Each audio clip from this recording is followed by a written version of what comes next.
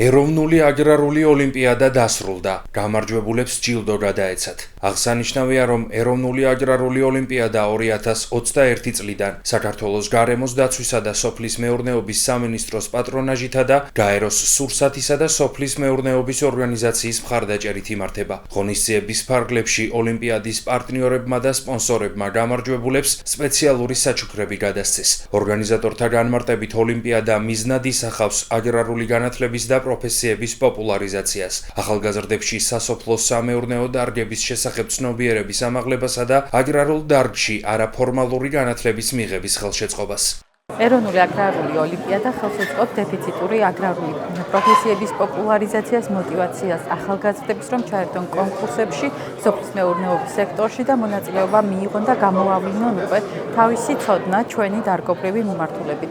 განსაკუთრებით მნიშვნელოვანი არის ეს კონკურსი იქიდან გამომდინარე, რომ მონაწილეობის და გამარჯვების შესაძლებლობა აქვს ყველა ასაკობრივი კატეგორიის თუ სპეციალობის ადამიანს. აგრარული ოლიმპიადა არის ცოდნის დემონსტრირებაზე დაფუძნებული კონკურსი, რომელიც ტარდება სოფლის მეურნეობის სხვადასხვა დარგებში, სხვადასხვა პრიორიტეტულ დარგებსა და სპეციალობებში და მისი მთავარი მიზნები არის წარმატებული სპეციალისტების წარმოჩენა და პოპულარიზაცია, ისევე როგორც წარმატებული სტუდენტების წარმოჩენა და პოპულარიზაცია და ხელშეწყობა და ასევე ფერმერების და სკოლის მოსწავლეების, სკოლის ასაკის ახალგაზრდების წარმოჩენა, პოპულარიზაცია. უკვე მეოთხე წელია რაც ამ პროექტში წარმატებით მონაწილეობ და მეხმარა ეს პროექტი გამეღვრავებინა ჩემი ცოდნა სოფლის მეურნეობის ჩემთვის საინტერესო საკითხებთან დაკავშირებით, ასევე მომწონდა დაუვიწყარი გამოცდილება და ყველა ახალგაზრდას, რომელიც დაინტერესებულია ამ საკითხებით, სოფლის მეურნეობის საკითხებით, ურჩევ ამ პროექტში მონაწილეობას, რადგან ეს არის ძალიან კარგი შესაძლებლობა გაიღრმავა შენი ცოდნა და მიიღო დაუვიწყარი გამოცდილება.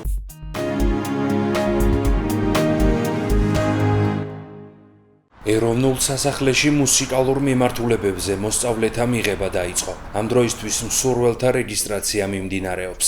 მოზარდები ქართულ ფოლკლორს, საგალობლებსა და ქალაქურ სიმღერებს შეისწავლიან. აღსანიშნავია, რომ ეროვნულ სასახლეში სხვადასხვა ანსამბლი, ჯგუფი და მუსიკალური სტუდია ფუნქციონირებს. მათ შორის არის სიმი, ზიური, დარიალი, ალიონი, საუნჯე, ახალგაზრდული კაპელა და სოფო ტოროშელიძის ვოკალის სტუდია. გვინდა გაცნობოთ ეროვნული სასახლის სახელით, რომ განახლდა მიღება 23-დან 28 მარტის ჩათვლით, კერძოდ ფოლკლორულ ანსამბლებში. მე წარმოვადგენ ამ შემთხვევაში ანსამბლ დარიალს, რომლის ხელმძღვანელიც გახდა ვართ. ეს ანსამბლი ჩამოყალიბდა 1986 წელს ბატონი თემურ ხევხიშვილის მიერ, საუკუნის ხმის მიერ. და გაგვაჩნია ძალიან დიდი სასიმღერო ტრადიცია.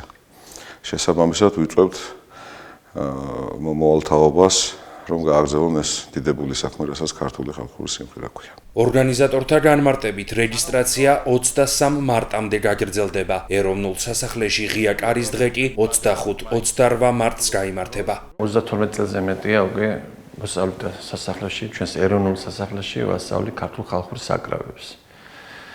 მონაწილეების მანძილზე უამრავი ბავშვი გაწევრიანდა და შეისწავლა საკრავები და უკვე ამდენი თაობა მყავს გაზრდილი უკვე ჩემი ყოფილი მოსწავლეები უკვე თვითონ მიგზავნიან თავიანთ შვილებს ასაზრდელად.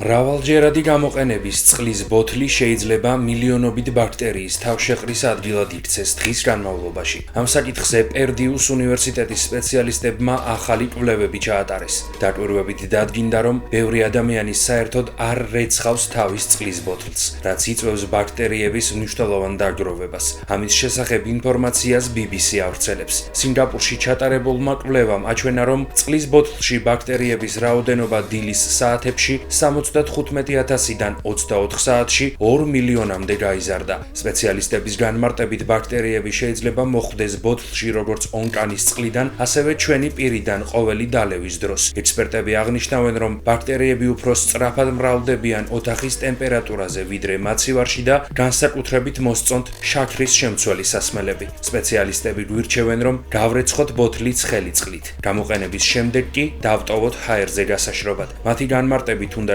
გაირეცხოს ბოთლის ყველა ნაწილი, მათ შორის თავსახური. სპეციალისტების მოსაზრებით მეტალის ან მინის ბოთლი უფრო უსაფრთხოა ვიდრე პლასტმასის. თუ ადამიანმა ბოთლიდან უსიამოვნო სუნი იგრძნო, მისი გადაგდება უნდა მოხდეს.